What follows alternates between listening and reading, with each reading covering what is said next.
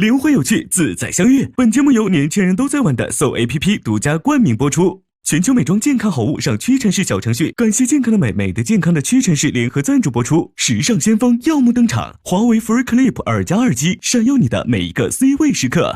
本节目由超保护舒服到一世再也回不去的护舒宝赞助播出。一抹闪耀，报说恋爱。本节目由巴黎欧莱雅护发精油赞助播出。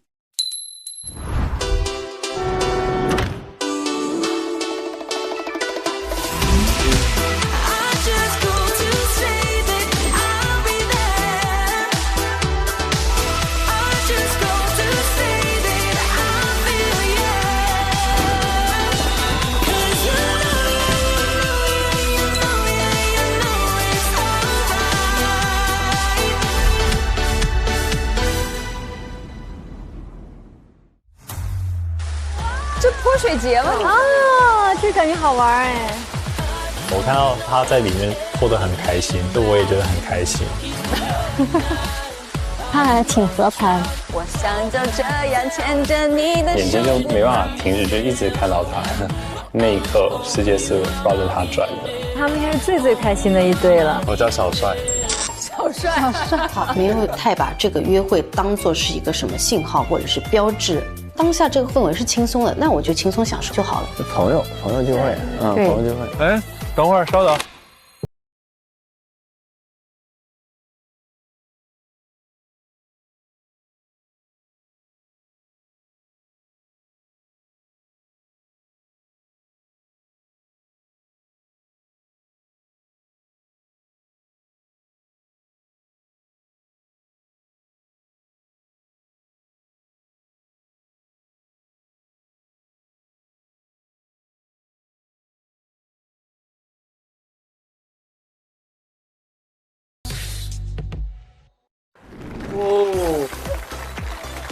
快上 So APP， 灵魂有趣，自在相遇。本节目由年轻人都在玩的 So APP 独家冠名播出。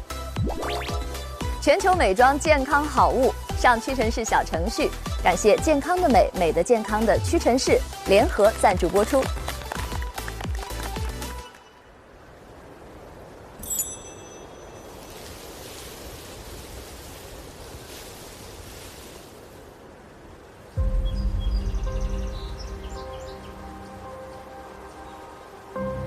我觉得文字就是你在抒发自己的感情最为真实的东西。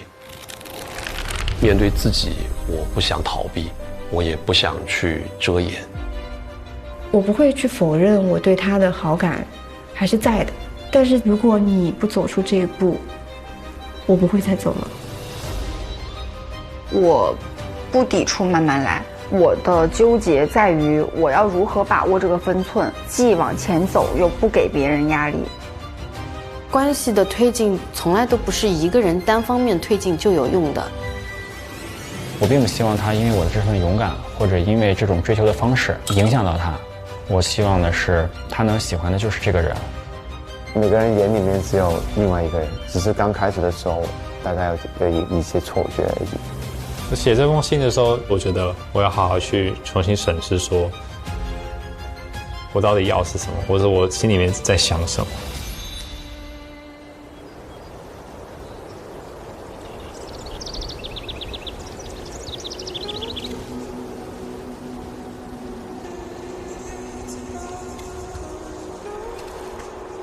哇，这随手一拍都好看啊！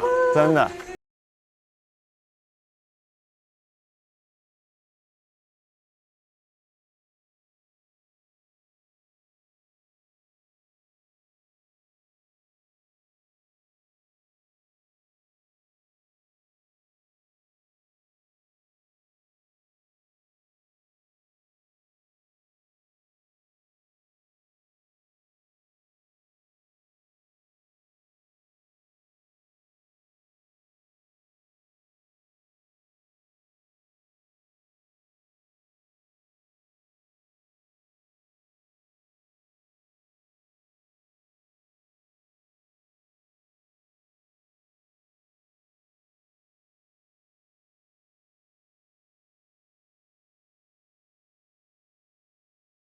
哎，这一趴窝窝看不到，好可惜啊！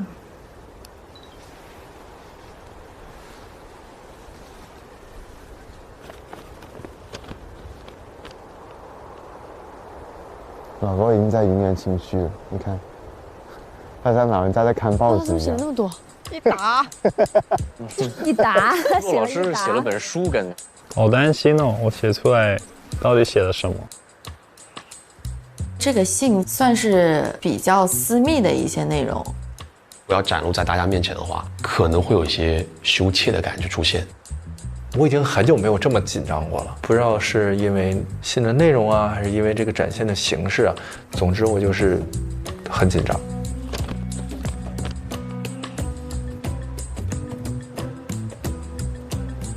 我觉得对他们来说压力真的挺大的。这么沉重吗？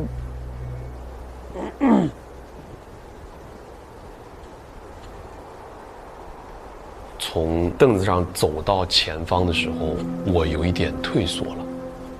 我在想，我要把我的心迹表露得这么明确吗？我有点害怕。罗景芬，加油！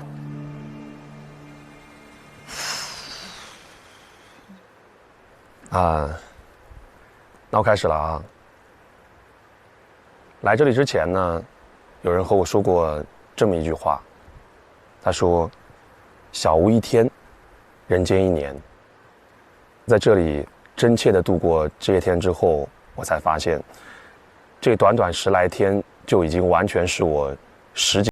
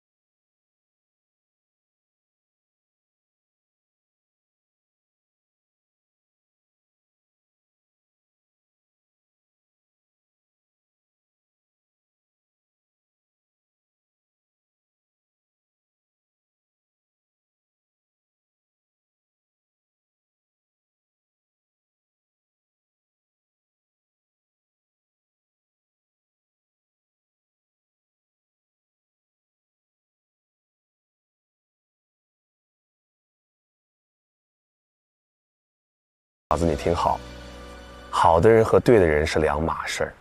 在爱情里，先问他个千百遍，你到底要什么？想清楚了，就去爱吧。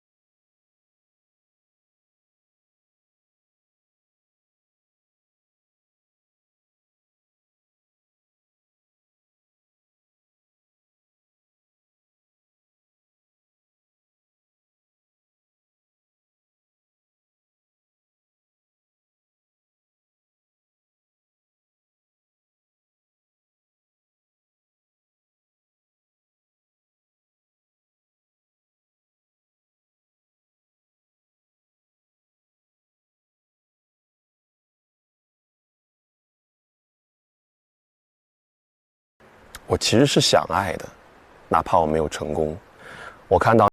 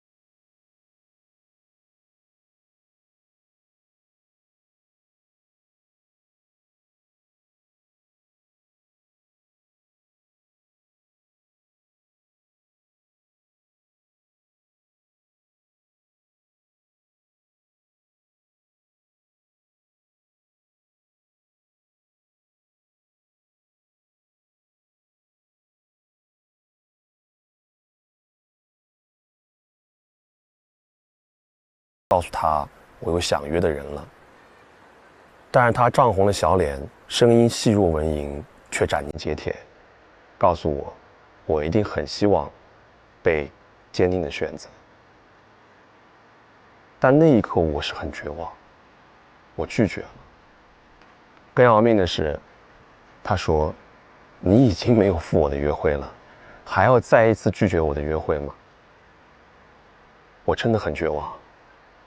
那一刻，我觉得再没有比我更应该被坚定遗弃的人。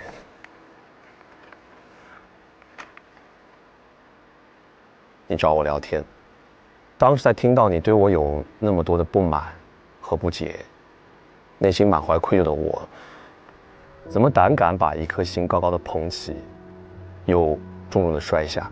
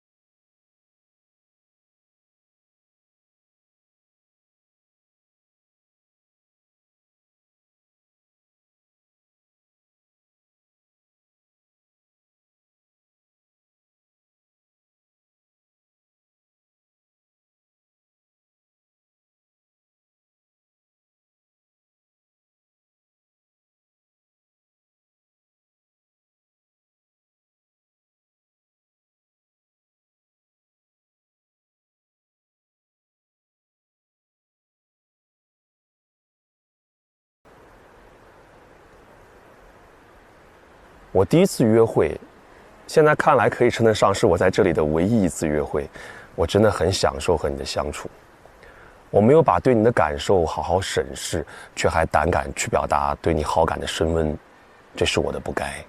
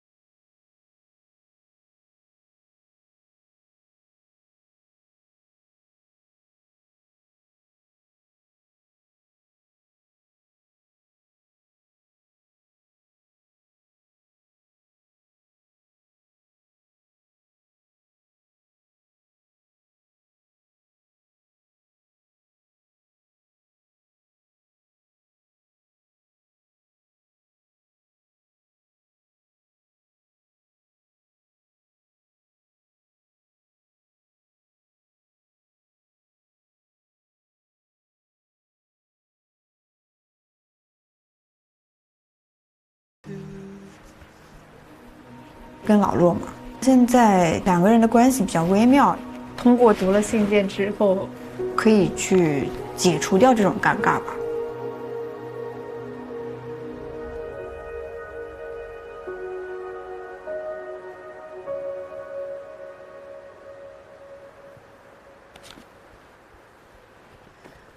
给自己的一封信，我相信这不是巧合，这一定是冥冥之中安排好的相遇，属于我们这11个人的相遇。骆俊帆，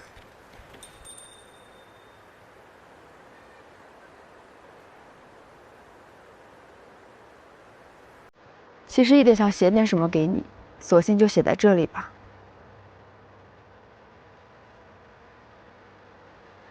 那次对话后的我们都停滞，甚至倒退了。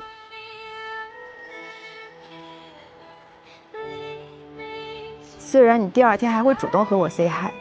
你已经吃过了吗？对，我去了。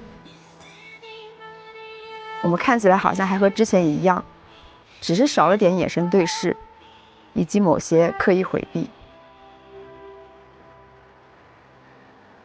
我其实有过内耗。想知道这是为什么？是我不够好吗？我一天调整的时间不够，我倒是没有想到你会来。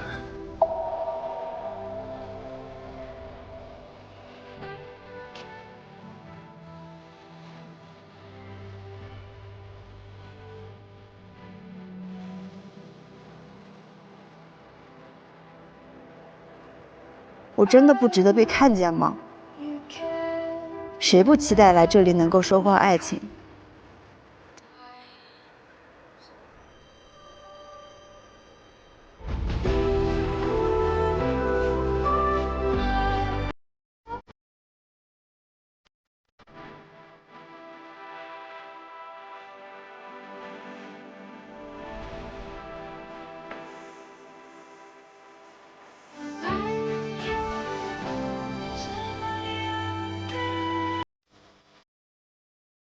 说不失落，那肯定是骗人的。我走的每一步，我都竭尽全力，每一步我都足够真诚和勇敢。如果你不把自己包裹得太严实，可能真的会有人走进去，然后懂你。感谢。恐高，不再恐高。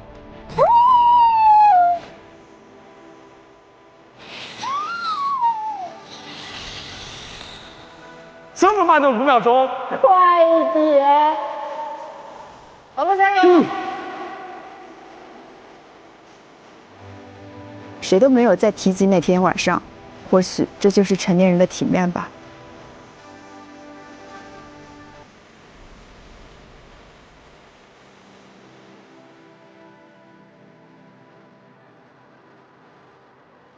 我有时会想，如果顺延当时到现在，如果不是留守在家，如果我们在外面约会，会发生什么样的故事呢？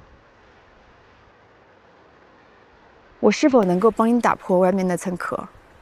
你是否可以慢慢学会如何不那么小心翼翼，想要完美呈现的你？这个世界上没有完美的人，你当然可以允许自己犯错。希望接下来的旅程，你可以放下这些包袱，好好享受当下。至于未来会怎么样，就交给未来吧。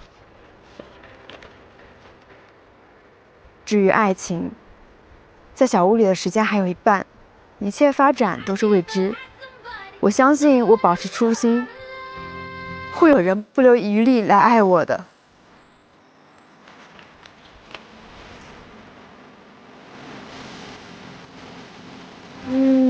还是有点感动哎，是，都起鸡皮疙瘩了。夏夏真的蛮勇敢。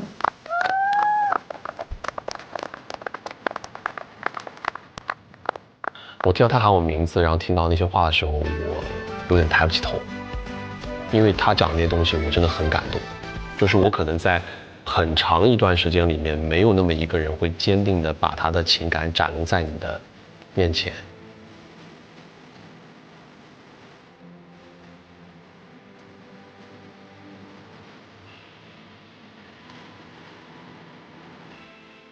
为什么每次夏夏说话我都很想哭？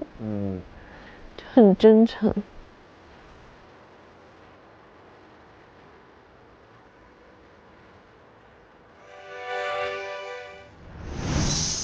骆俊帆刚才的信里面有一句话啊，我觉得他给自己下了一句很重的判词也好，或者是定论也好。他说自己在那一刻，我觉得没有比自己更应该被遗弃。坚定遗弃的人，重了，重了。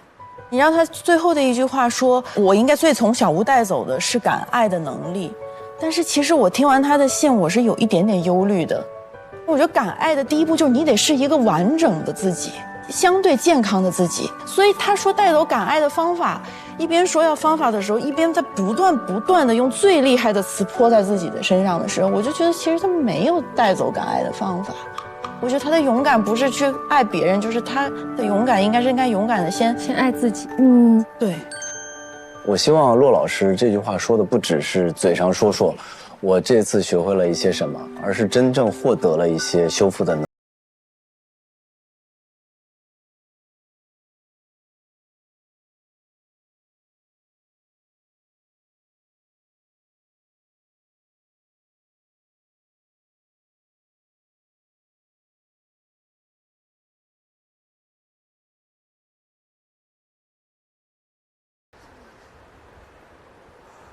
加油！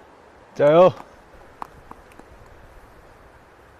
写这封信中间，我思考的就是，在这个小屋里面，我自己内心有过怎样的变化，那个自己有出来跟自己好好去面对或者谈话。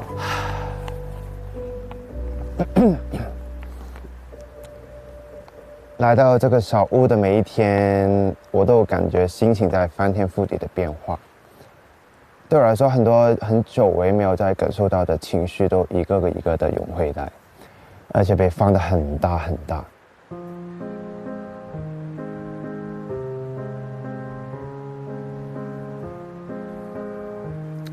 好怀念第一次约会的时候轻松的氛围，在那个集市里边，好像我们有聊不完的话题。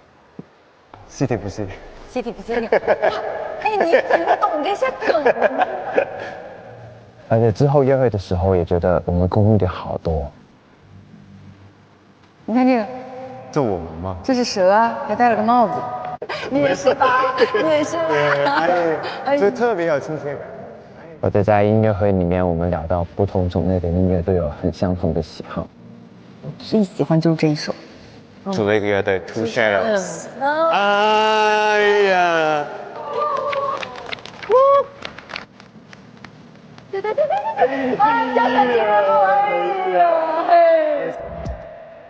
明明我们成长背景都完全不一样，但兴趣爱好、生活细节都有很高的相似性。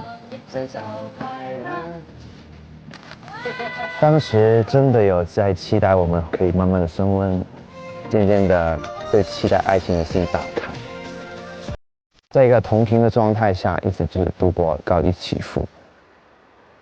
但到后边感觉不对了，就是我不想给所有人很大的压力，就我也不想给小胡很大的压力。对啊，所以为什么那一刻我跟他约？昨天我就是想要约小胡，他找的我，我也找了他。那你觉得跟他相处怎样？很舒服。渐行渐远的时候，刚巧也有另外一个女生走了进来，那一刻脑子就更懵了。那个时候我自己纠结了好一阵子，到底自己在这个选择里面应该怎么去做。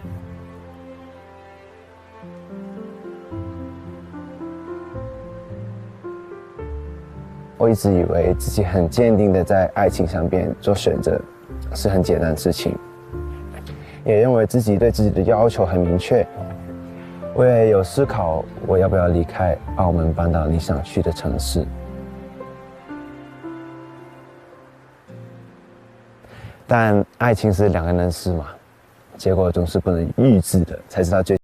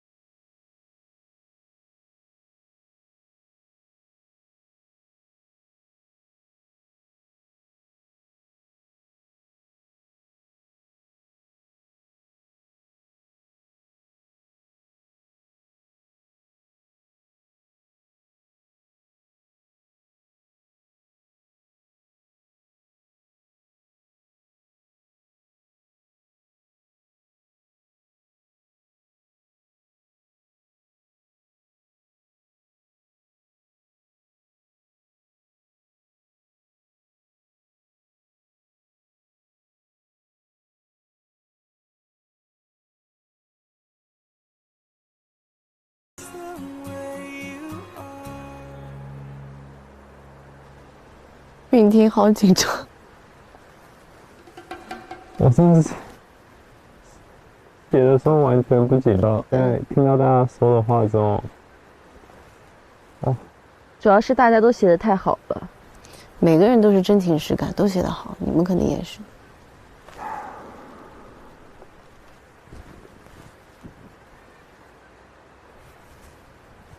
加油！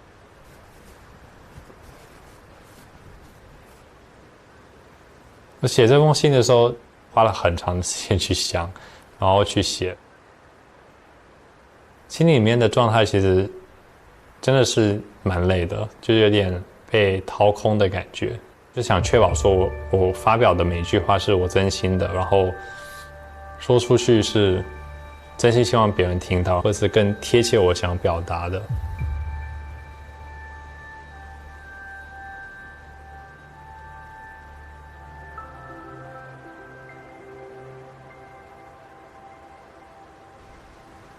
进入小屋以来的这段经历，可以说是一次超现实的体验。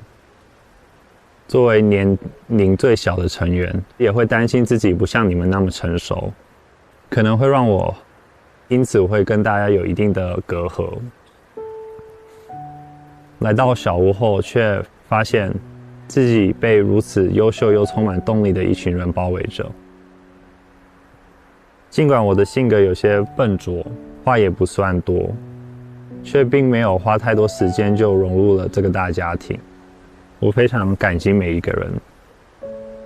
在进入小屋之前，我固执地坚守着自己认为正确的爱情观，并且很难被感动。但跟大家相处后，发现我对自己的爱情观的理解是有限的。可能因为我成长的环境，但自从加入小屋后，我发现自己被一群勇敢的人包围着。你们不会让日常工作压倒退缩，也不会让过去的情感创伤阻止自己把心投向爱情的大海中。这让我开始质疑自己的爱情观。或许只要坦诚、真挚和完善沟通，尽管可能面临高山般的难题，仍然值得尝试踏出对爱情的第一步。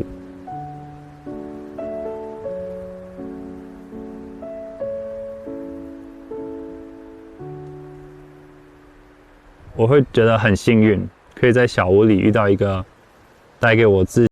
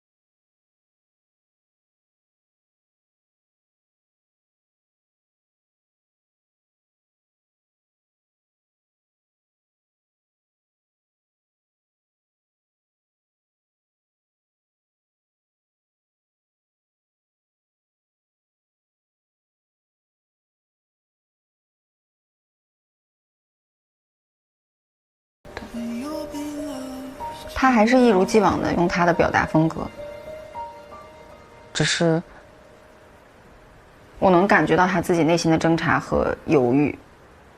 我希望他能不要太内耗也好，还是不要思虑过多，因为我能感觉到他自己是有压力的。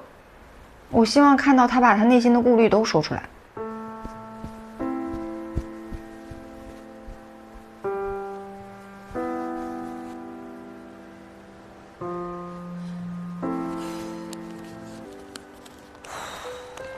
好，开始啦。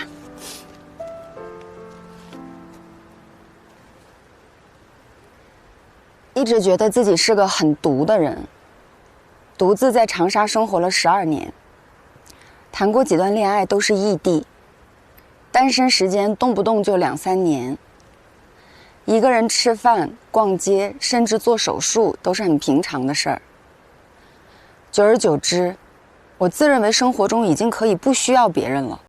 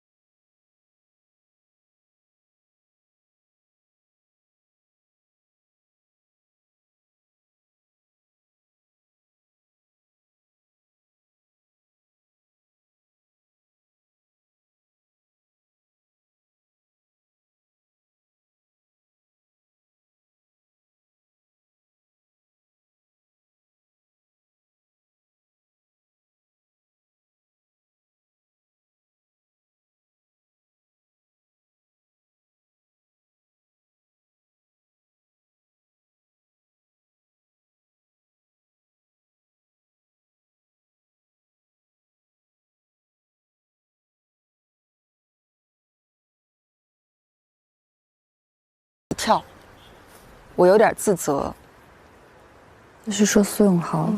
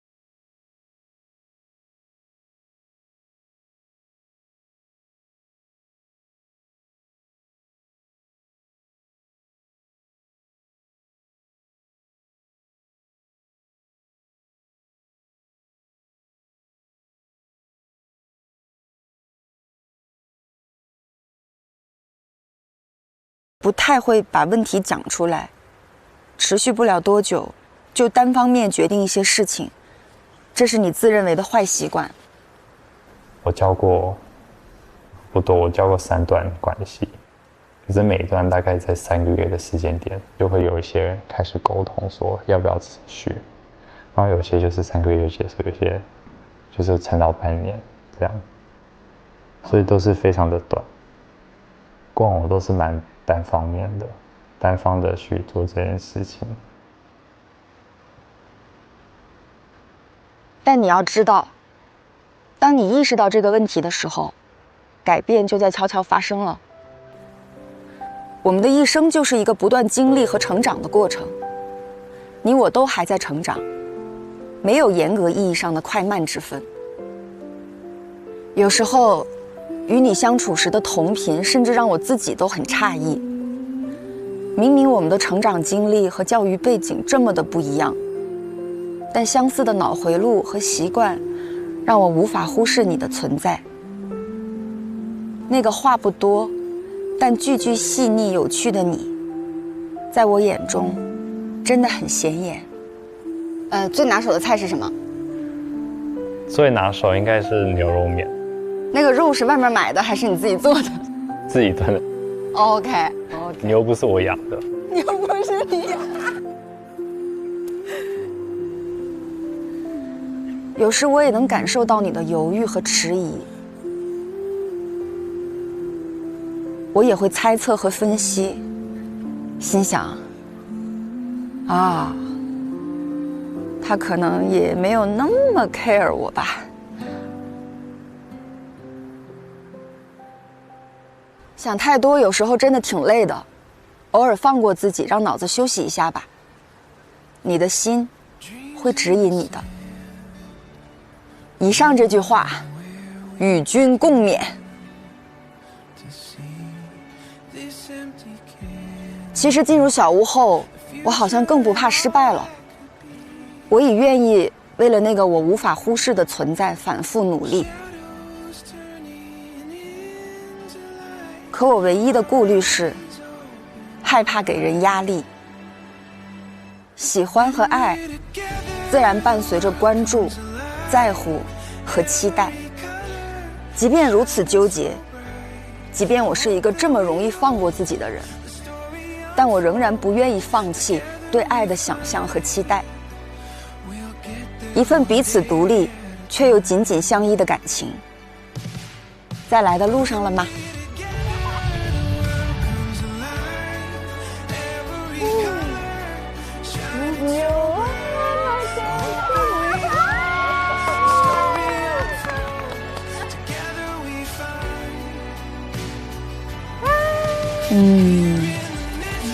这都挺好的记忆啊，非常好。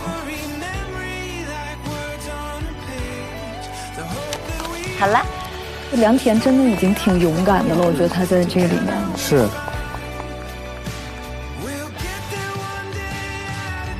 他写信的对象，最后想说的话，有一大部分是写给我的。他写给我的是这么温柔，而且非常给我空间，给我时间，非常的感动。然后也是情绪有点复杂吧，也有点愧疚，觉得说我回去今天晚上要好好的去再想一下，在小屋里面发生的所有事情，跟他相处的感受。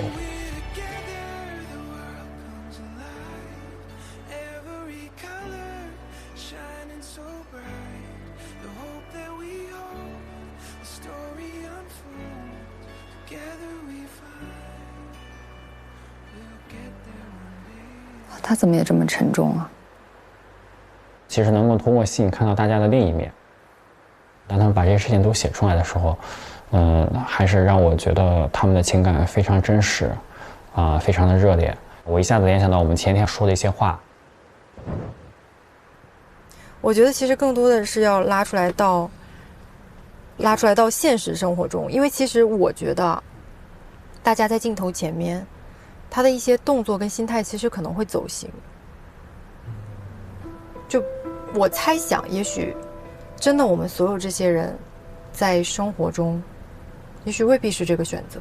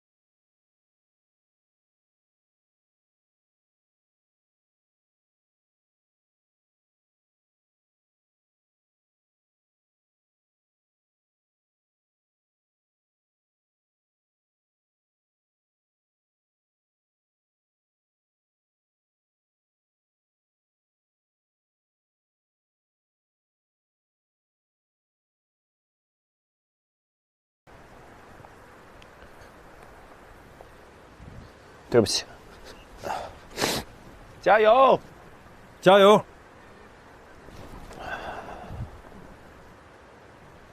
当我上去读信的时候，我吸收了大家的情绪，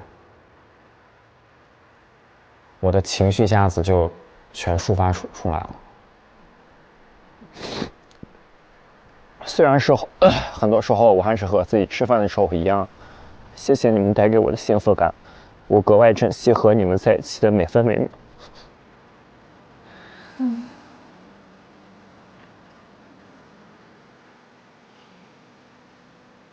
我曾经经历过一次，单向没有结果的心动。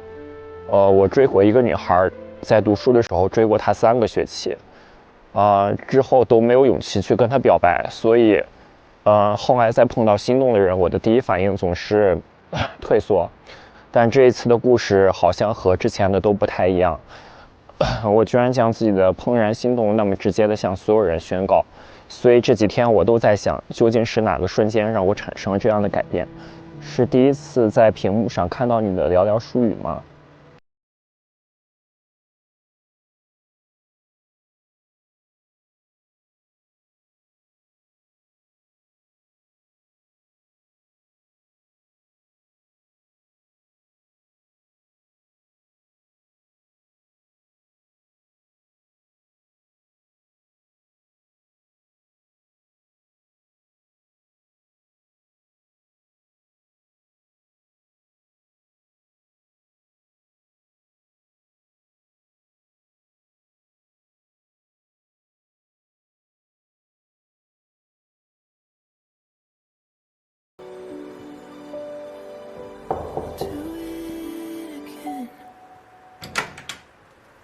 ？Hello，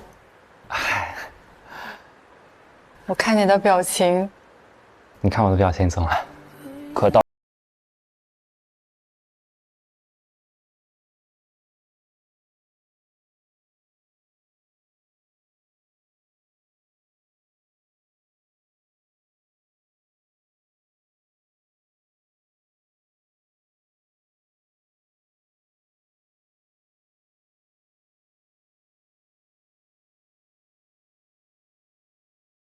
很直接的方式，我真的不知道该如何回答你。好美啊！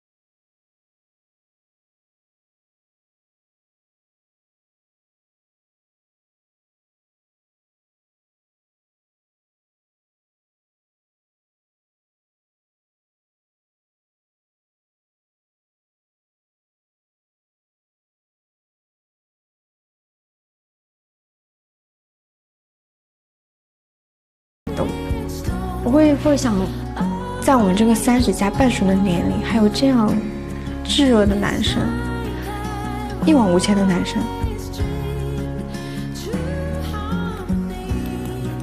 小侯他比起所有人，他是更真诚，去展现了爱情可以是这么的一面，然后非常非常佩服他的勇敢。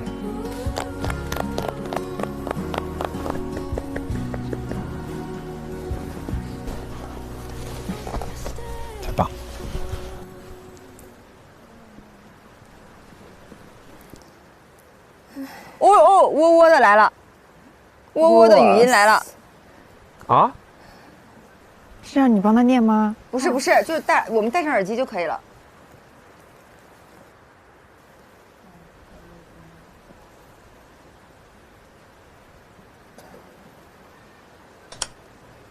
其实提笔对我来说是一件很困难的事，总是心里有很多话。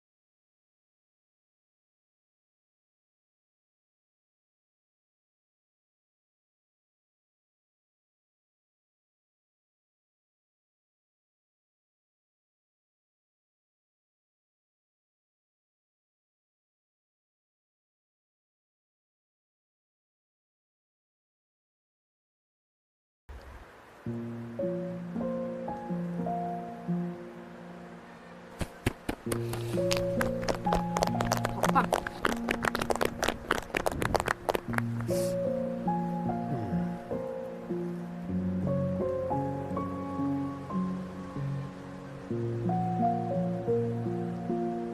我其实一直在思考这样一个问题，我并不希望他因为我的这份勇敢，或者因为这种追求的方式，影响到他。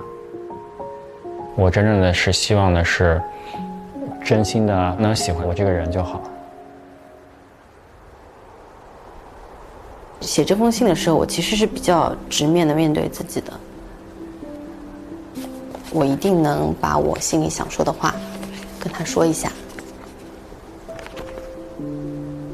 这封信呢，我的开头是：你好呀，勇敢的胆小鬼咔咔。好快呀，已经在半熟小屋过了10多天了。感谢大家的真实，我才在一些问题上又和自己和解了。咔咔，你还记得吗？你当时为什么决定来到这里？你是不是告诉自己想勇敢一下，努力去寻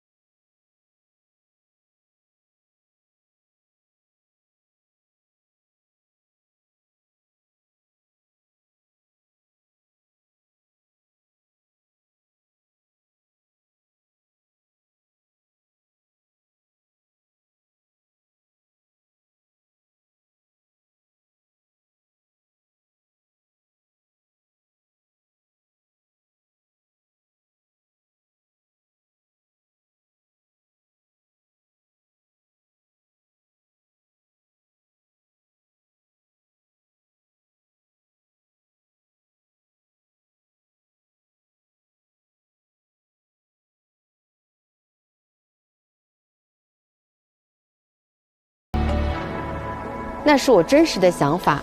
不过其实我也明白，答案在此刻已经没有那么重要了。我最终选择的还是爱自己，忠于自己的感受。这个很好。我选择等待或者放弃都是可以的。祝我在无数的选择中走向自己。我觉得他好勇敢。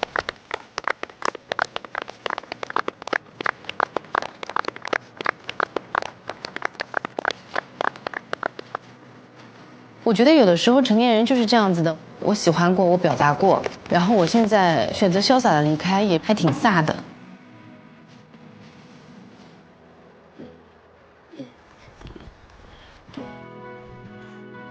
我在这个小屋里深入交流比较多的这样的一个女孩就是咔咔，相当于是写了一些对她想说的话吧。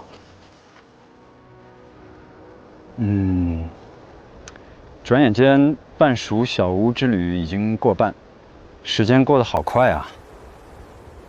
我们来到小屋的第一目的是寻找自己的另一半，这对于我来说是一个突破，而突破往往伴随着挑战。第一天见面，我便经历了一次无人问津。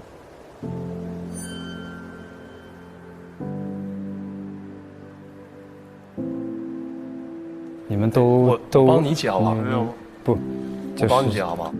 我自己。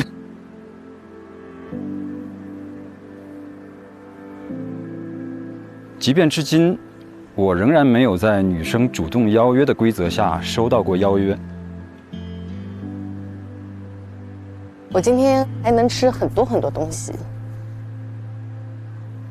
我不能说一点挫败感没有，好在内核还算稳定。哎呀，感受到了挫败，我也尝试过改变。在这里，我想特别感谢一个女孩。整个小屋之旅的前一半时间呢，我几乎都是和你度过的。太阳出来了！哇塞！你活泼、开朗、善良，在跟你相处的时间里，我找到了久违的松弛感。我喜欢跟你相处，不只是因为你的样子，也是因为跟你在一起时我的样子。我们之间的一切都源于一次盲选的早餐，命运的齿轮从此转动。Hello。第一次约会打出的保龄球，仿佛也为我打开了一扇门。绝了，咱这是。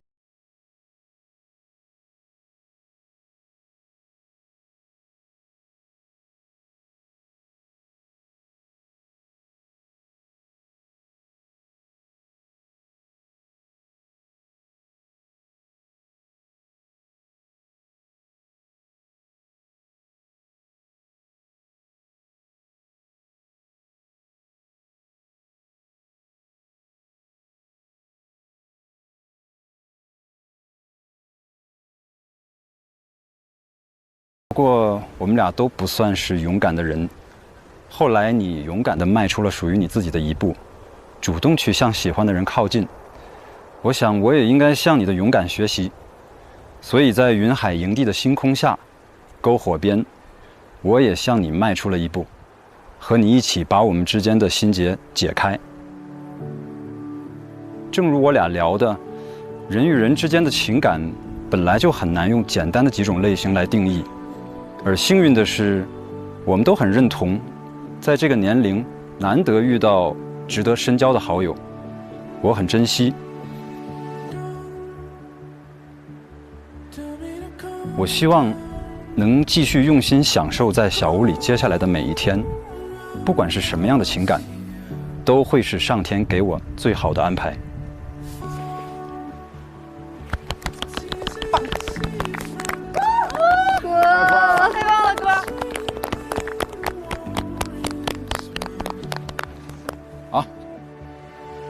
哎呀，挺好，挺好。我觉得这个就是非常非常可贵的一个成长。哦，欢迎回家，欢迎回家。我觉得陈哥是一个很温暖、很细心的人，真诚就是能打动到我，因为他的表述让我觉得，就是我们之间互相的好感，它是真实存在过的东西，我们是能做很好的朋友的。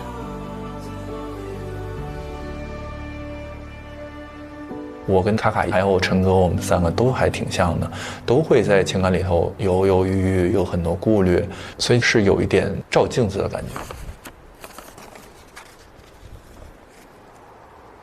这次来到小屋，好像给自己的生活强行按下了暂停键，让我可以停下来好好感受。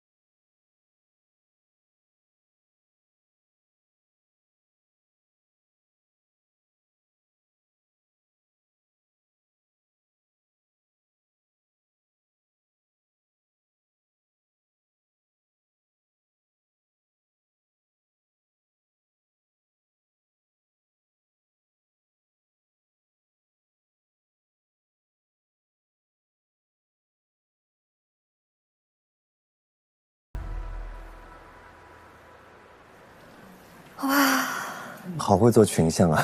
对，光光刚才都流眼泪了，是不是？你在哪个部分开始流泪的？一个是祝你在无数次的选择中走向自己，我觉得这是一生中都该面对的课题。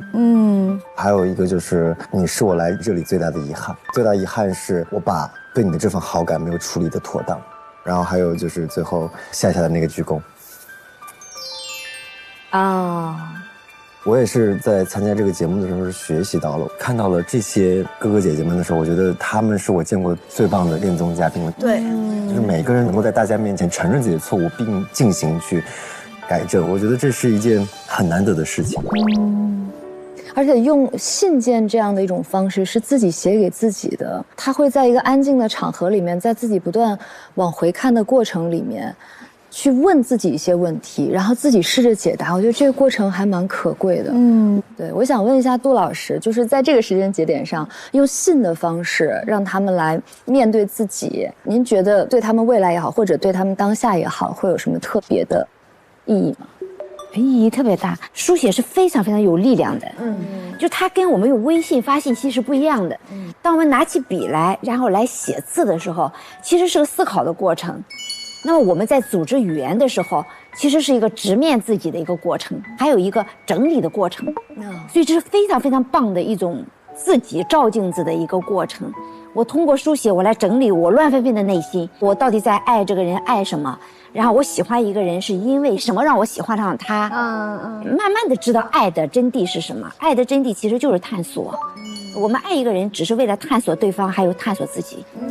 那我在好几个嘉宾他们的信里面都听到了这个概念，我觉得这个就是非常非常可贵的成长。我觉得看他们说那个话的时候，我说哎呀，中国青年那么可爱，就是他呈现的一个状态，8个字，每个人都是干净、清澈、优雅又很良善。而且挺厉害的，选的11个人的底色都是碧海蓝天。对对对，都是相当的可爱。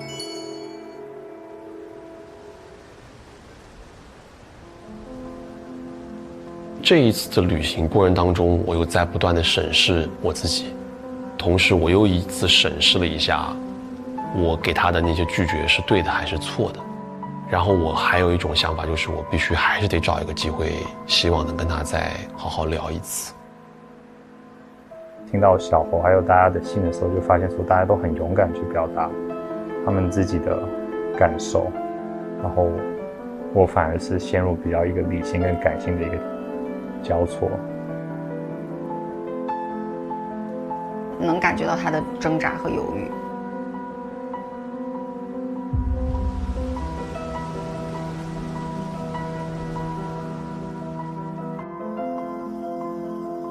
Hello， 你们去哪儿了？我们去拿房卡了，然后我房卡忘在餐厅了。哦，哇，这有雕栏，我喜欢这个啊！这种时候我跟你说，就适合打开你的内心，去说一些平常不敢说的话。我们已经打开内心半天了，你们要加入吗？因为我跟他刚刚聊完之后，发现我们几乎在较劲子。怎么了？咱就是说，这个小屋里不是一屋子胆小鬼是吗？对，胆小鬼也有不同的胆小的方式，对，不同胆小的原因。全力打听。听读信才知道卡卡喜欢老苏，我当时心就已经凉半截了。我其实当时也很想知道在他心里面的地位。你们就是到目前为止，你们觉得我是一个什么样的人啊？我跟老苏像吗？你们俩觉得？如果我们不说的话，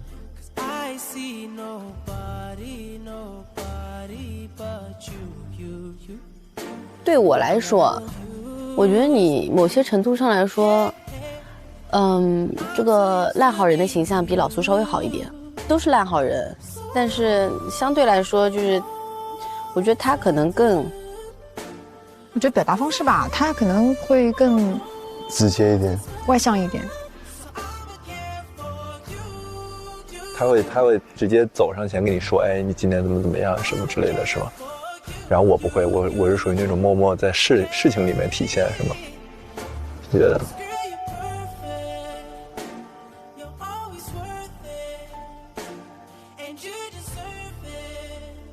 老苏会比我外向一点点，但我其实之前也是这种状态的，就是需要跟每一个人去社交。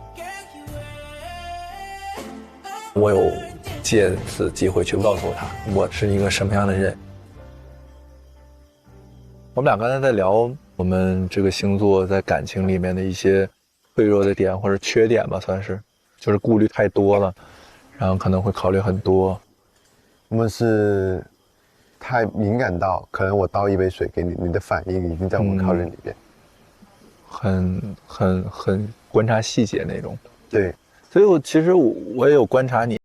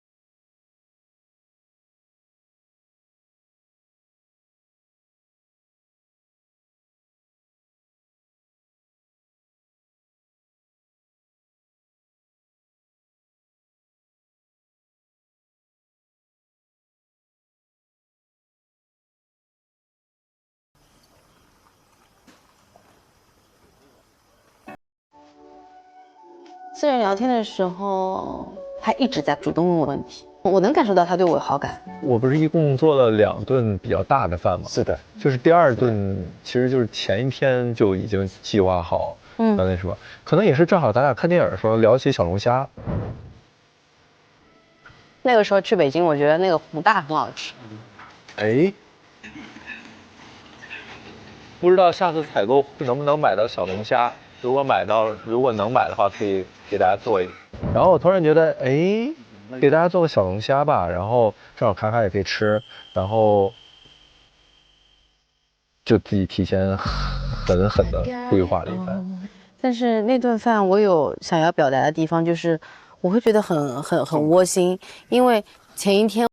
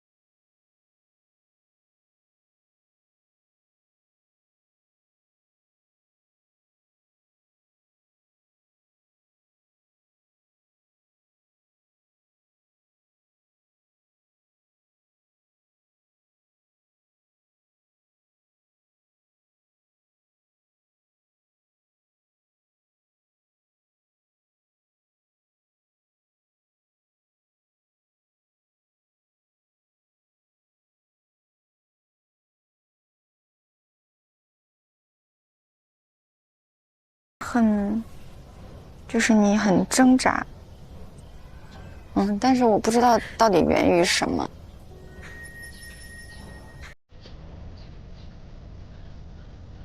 今天听大家写的信的时候，就有这种感觉，就是他好厉害，就是把身边所有人的事情都记得，然后我却每天可能花太多时间在自己的焦虑上。焦虑什么？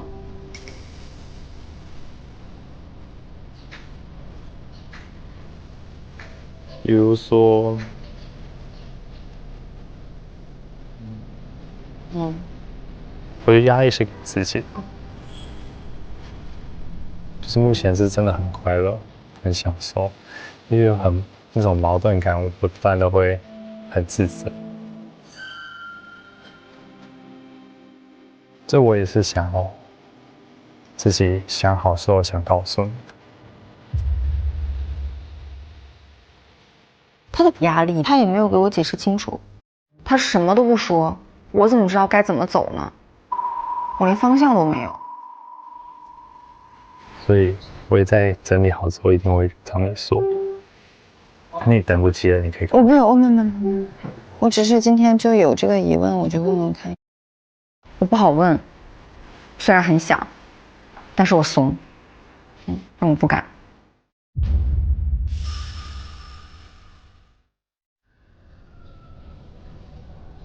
今天下午的这些信肯定给他冲击也挺大的。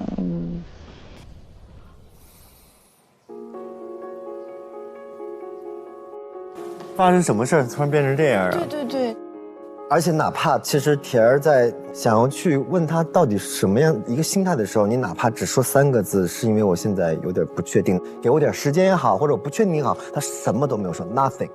我感觉小胡也是那种就是不认可他自己的那种人，有不配得感。他就觉得发现啊，优秀女孩居然真的喜欢上我了，我配拥有这些吗？我感觉他其实也是感受到来自要面对现实的一个压力了，因为他这次必须要更谨慎一些，他不能，因为他不能伤害他。对，有一段他是跟梁田就说他原生家庭带给他什么问题，他知道那个痛点在哪，但是他还没有第2步。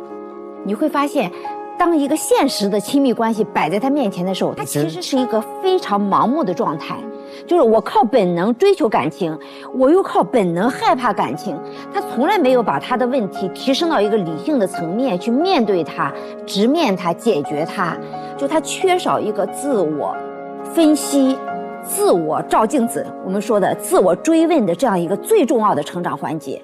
就到了这个成长的一个最关键点，一定是自己给自己的一次博弈，别人一切都是外力。我试图代入一下我们家小朋友的那个成长过。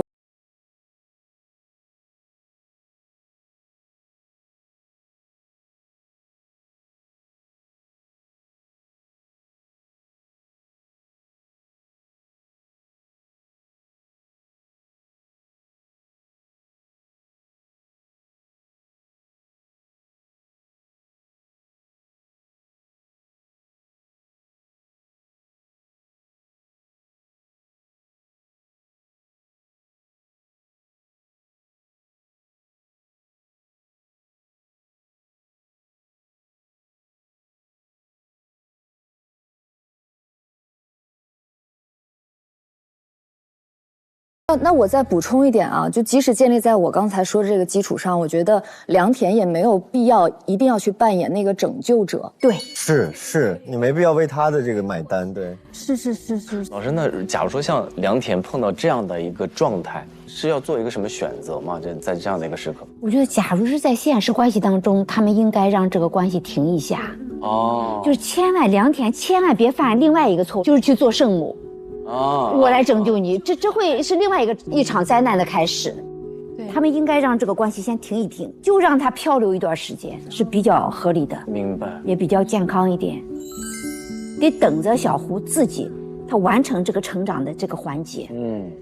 我们也把开放的讨论的环境交给大家，但是毕竟时间还在继续，它还不是一个已成定论的事情，所以我们让讨论发生，让子弹再飞一会儿。那我们也希望小屋里的这些朋友呢，可以遵循自己的内心，找到属于自己的爱情。但是听了今天大家的信，我觉得如果能找到那个自己也很好。